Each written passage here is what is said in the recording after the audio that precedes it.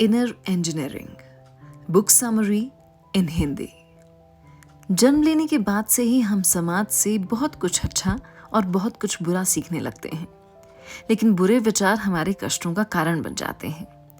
इस किताब में सद्गुरु ने बताया है कि कैसे हमें इन गलत थॉट पैटर्न्स को हटाकर उनकी जगह सही थॉट्स स्थापित करने चाहिए। इसे ही इनर इंजीनियरिंग कहा जाता है। इसे सीखकर हमारी जिंदगी से स्ट्रेस दूर होगा और हम सारे गोल मुस्कुराते हुए हासिल कर पाएंगे। तो इस बुक की समरी कुछ इस प्रकार है। Bring body, mind and energy in harmony. जब हमारा शरीर, मन और एनर्जी एक साथ काम करते हैं, तभी हम निर्वाण प्राप्ति की सोच सकते हैं। इन तीनों का ध्यान रखना चाहिए। आजकल हमें जो भी चिंता, तनाव और मानसिक विकार हैं, वो सब इसलिए हैं क्योंकि हम तीनों में एक सामंजस्य नहीं बिठाते। सबसे पहले मन पर काबू करना सीखें। जब भी दुख, निराशा या असफलता आए, उस समय आप दुखों में ना डूब जाएं, बल्कि गलतियों से सीखकर खुद को और मजबूत करें। जैसे एक पेड़ बरसात के मौसम में भी शोक नहीं करता, बल्कि उस समय भी वो मन में संतुष्टि रखता है और धैर्य के साथ वक्त के गुजरने का इंतजार करता है। उसे पता होता है कि बसंत भी जरूर आएगा और उस पर नए फूल लगेंगे। अपने शरीर का भी हमेशा ख्याल रखें। अच्छा सात्विक भोजन लें, नियमित रूप से योग के आसन या कोई भी एक्सरसाइज करें। आजकल लोग बेहद आराम पसंद हो गए हैं, इसलिए उनमें ओबेसिटी बढ़ रही है। ओबेसिटी बढ़ने से इन्फ्लेमेशन बढ़ जाती है और तरह तरह की बीमारियां जैसे हार्ट अटैक, स्ट्रोक और कैंसर आदि होने लगता है। एक किसान से सीखें। वो सारी उम्र एक्सरसाइज करता रहता है, उसे कोई भी गंभीर बीमारी नहीं लगती। तो वहीं शहरों के लोग काउच पोटैटो बनते जा रहे हैं। 2 कदम चलने के लिए भी उन्हें गाड़ी चाहिए। अपनी इन आदतों में सुधार लाएं और जितना हो सके उतना पैदल चलें। अपने अंदर की एनर्जी को कंट्रोल करने के लिए उसे कर्म की सही दिशा दें। बुरे कर्मों का फल बुरा होता है, जबकि अच्छे कर्मों का अच्छा।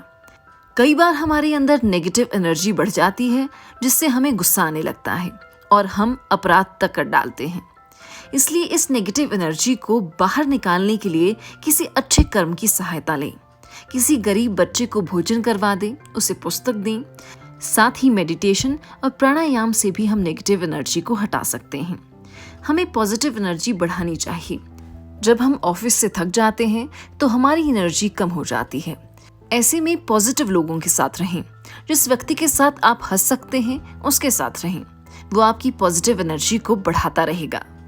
Don't believe in things you haven't seen. बहुत बार हम ज्ञानी बनकर ऐसी चीजें बोलने लगते हैं जिनके बारे में हमें पता ही नहीं होता। जैसे हम समाज के कहने पर ये मानने लगते हैं कि दूसरे धर्म के लोग बहुत बुरे होते हैं, जबकि हम उस धर्म के लोगों से मिले तक नहीं होते, उनके कल्चर को कभी देखा नहीं होता।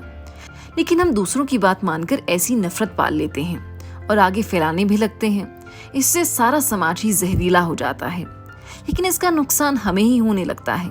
हमें लगता है हमारे आसपास केवल बुरे लोग ही रहते हैं। इस वजह से हम किसी पर विश्वास नहीं करते और हमारी चिंता, तनाव, अवसाद बढ़ जाते हैं। इससे हम बीमार भी पड़ जाते हैं। इसलिए कभी भी सुनी सुनाई बात पर विश्वास ना करें, बल्कि चीजों को खुद देखें, जांचें और परखें। आजकल के दौर में पेड मीडिया भी लोगों को ब्रेन वॉश करने का काम करता है। जो पार्टी मीडिया को पैसे देकर या दूसरे तरीकों से कंट्रोल करती है, मीडिया उसी के गुण गाने लगता है और विपक्ष को बुरा बताने लगता है। इससे बहुत से अनपढ़ लोगों का ब्रेन वॉश हो जाता है और वो मीडिया के इशारों पर नाचने लगते हैं, लेकिन इसमें जरा भी समझदारी नहीं है। ऐसे ही किसी पर लगाए गए झूठे आरोप पर आंख बंद करके यकीन ना करें, बल्कि मामले की पूरी तफ्तीश करके ही कोई निर्णय लेना चाहिए। Attain self awareness. हम मनुष्यों को सेल्फ अवेयरनेस नहीं होती। हमें ये नहीं पता होता कि हमारे कौन से विचार अपने हैं और कौन से ऑटोमेटिक। जैसे अगर आप किसी ट्रिप पर दोस्तों के साथ ना जा पाएं तो आप दुखी हो जाते हैं, लेकिन क्या सच में ये दुख का कारण होना चाहिए? लेकिन आपने बचपन से लोगों को यही करते देखा होगा। अगर उनकी मनचाही चीज ना मिले तो वो दुखी हो जाते हैं। ऐसे ही आपका थॉट पैटर्न बन जाता है। लेकिन अगर सेल्फ अवेयरनेस लाई जाए तो आप देखेंगे कि ट्रिप पर ना जा पाना कोई दुख का कारण नहीं है। आपके जीवन में अनगिनत अच्छी चीजें होना बाकी हैं। आप कभी भी कोई और चीज कर सकते हो जिससे आपको खुशी मिले।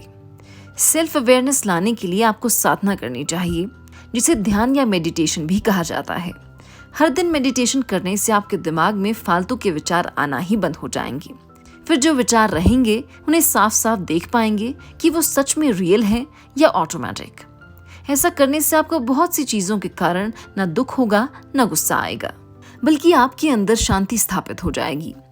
अभी हम बात बात पर दूसरों पर गुस्सा करने लगते हैं। जब सेल्फ अवेयरनेस आती है तो हमें पता चलता है कि गुस्सा होने का कोई कारण नहीं है। इसलिए मेडिटेशन कीजिए और सेल्फ अवेयर हो जाइए। आप संसार के सबसे संतुष्ट व्यक्ति बन जाएंगे। Happiness is a state of mind. खुश रहना हमारी नीयत पर निर्भर करता है, लेकिन कुछ लोग सोचते हैं कि उनके पास जॉब, बड़ी गाड़ी, बंगला, बैंक बैलेंस होगा तभी वो खुश रह पाएंगे। अच्छी जॉब और करियर का पीछा करते करते उनकी आधी जिंदगी स्ट्रेस में ही बीत जाती है। इसके अलावा पैसा खुशी की गारंटी नहीं देता। कहने को तो मुकेश अंबानी के पास बहुत पैसा है, लेकिन उनके भाई की कंपनी दिवालिया हो गई थी। अगर किसी का भाई बुरे दौर से गुजर रहा हो तो वो व्यक्ति खुश कैसे हो सकता है? इस तरह से पैसा आपको खुशी लाकर नहीं देता, वो तो आपके एटीट्यूड से मिलती है। जैसे एक किसान ज्यादा पैसा ना होते हुए भी खुश रहता है, वो गीत गाता हुआ अपना खेत जोत सकता है। इसी प्रकार युवा लोगों को प्रतिदिन खुश रहना चाहिए और खुश रहने के साथ साथ अपने लक्ष्यों के लिए स्ट्रगल करना चाहिए। अच्छी जॉब और बड़ी गाड़ी के सपने जरूर पूरा कीजिए, लेकिन हर दिन जिंदगी को जीना ना भूलें। छोटे छोटे पलों में भी खुशी ढूंढना सीखिए। Don't be to rational all the times. बहुत बार ज्यादा दिमाग लगाने से हम जिंदगी का पूरा आनंद नहीं उठा सकते। जैसे होली पर कोई ये भी कह सकता है कि रंगों से त्वचा खराब हो जाएगी, लेकिन ऐसे तर्कों से हर्षोल्लास का कोई भी महोत्सव नहीं मनाया जा सकेगा। ऐसे ही ज्यादा साइंस लगाने से हम ईश्वर को प्राप्त नहीं कर पाएंगे। साइंस हमेशा लॉजिक और एविडेंस पर चलता है, लेकिन ईश्वर साधना हमेशा श्रद्धा और विश्वास पर चलती है। बहुत बार बॉलीवुड गानों का कोई मतलब नहीं होता, फिर भी उदासी के पलों में वो हमारे दिलों में खुशी भर देते हैं। हम उन गानों को गुनगुनाने लगते हैं और उनके साथ झूमने लगते हैं। इसलिए हर चीज में हमेशा लॉजिक और तर्क नहीं देखना चाहिए। The spiritual path is like a game. जब हम ईश्वर प्राप्ति की बात करते हैं तो तरह तरह के मिथ्स हमें घेर लेते हैं। कुछ कहते हैं ध्यान लगाने से ईश्वर मिलेंगे, कुछ कहते हैं पूजा पाठ करके मिलेंगे, कुछ बोलते हैं गुरु की शरण में जाने से ऐसा होगा। इसका नतीजा ये होता है कि लोग ईश्वर की खोज करना छोड़ देते हैं। वे कुछ समय तक इन तरीकों को अपनाते हैं, लेकिन नतीजा ना मिलने पर इन्हें छोड़ देते हैं। वास्तव में स्पिरिचुअलिटी एक गेम की तरह है। गेम में आपको तरह तरह की बाधाओं को पार करना होता है। बहुत बार हार भी मिलती है। इसी तरह स्पिरिचुअलिटी में होता है। बहुत बार आपकी हार होगी, लेकिन ऐसे में आप फिर से कोशिश करना ना छोड़ें। जैसे मान लीजिए एक कबड्डी प्लेयर है और वो 10 बार हार चुका है, लेकिन फिर भी वो उस आदमी से कहीं बेहतर होगा जिसने कभी कबड्डी खेली ही नहीं है। उस प्लेयर की सेहत और तजुर्बा भी ज्यादा ही होंगे। इसी तरह ईश्वर प्राप्ति के मार्ग में लगे रहें, कोई असर ना भी दिखे तो आपका तजुर्बा बढ़ता जाएगा और एक दिन आपकी साधना सफल जरूर होगी। Don't assume anything. हमारे अज्ञान का कारण हमारी गलत धारणाएं होती हैं। ये सब हमने समाज से सीख रखा होता है। बहुत बार हमें लगता है कि दूसरे धर्म के लोग अच्छे नहीं होते और हम उनसे बिना कारण नफरत करने लगते हैं। इसी तरह से हमें लगता है कि छोटे कपड़े पहनने वाली लड़कियां अच्छी नहीं होती, लेकिन पहनावे से व्यक्ति के चरित्र का कोई लेना देना नहीं होता। हो सकता है कि ऐसी महिलाएं समाज में ज्यादा योगदान दे रही हों और पर्दे में रहने वाली महिला झगड़ालू या स्वार्थी हो सकती है। इसलिए सुनी सुनाई बातों पर अपनी अजम्पशन ना बना लें। हर आदमी को खुद जांचें और परखें। बहुत बार किसी आदमी के खिलाफ भी बहुत से लोग हो जाते हैं, लेकिन बाद में पता चलता है कि आदमी इतना बुरा नहीं है। इस तरह ईश्वर के बारे में भी है। कुछ कहते हैं कि ईश्वर नहीं होता और कुछ कहते हैं कि होता है। ऐसे में आपको खुद अनुभव करना होगा। क्या ईश्वर को मानकर आपको खुशी और संतुष्टि मिलती है? तो जरूर उसे मानें। जैसे आपकी माँ मीलों दूर हो, लेकिन उनके ध्यान मात्र से आपके हृदय में प्रेम भर जाता है, ऐसे ही ईश्वर पर विश्वास रखने वालों के साथ होता है।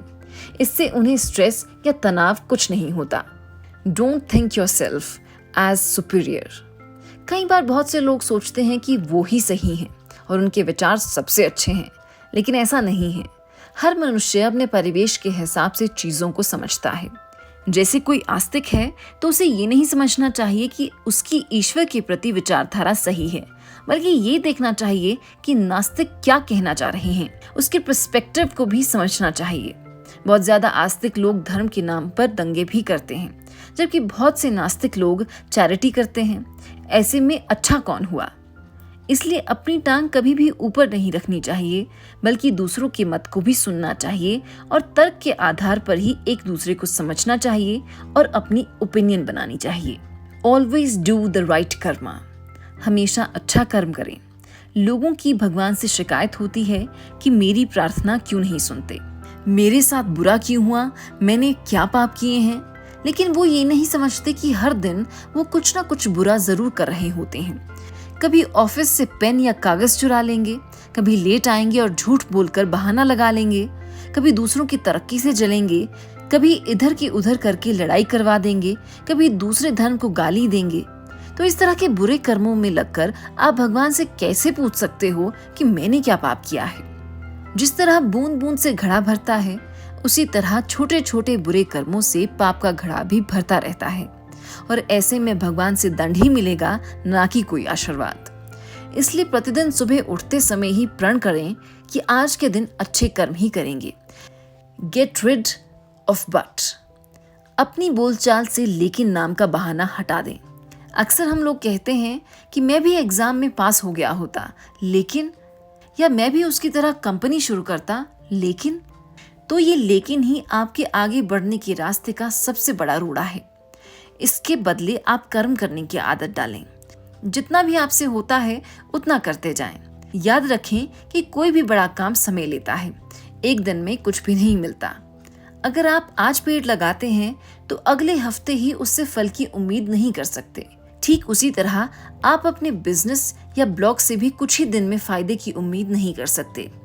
आपको कुछ साल इंतजार करना पड़ेगा, लेकिन हर दिन अपने लक्ष्य की तरफ कदम बढ़ाना पड़ेगा। वो कदम कितना भी छोटा क्यों ना हो, आगे की तरफ ही बढ़ें। साथ ही मन में हौसला और आगे बढ़ने की भावना रखें। खुद पर शक और संदेह ना करें। इस एटीट्यूड से जीवन के किसी भी लक्ष्य को प्राप्त किया जा सकता है।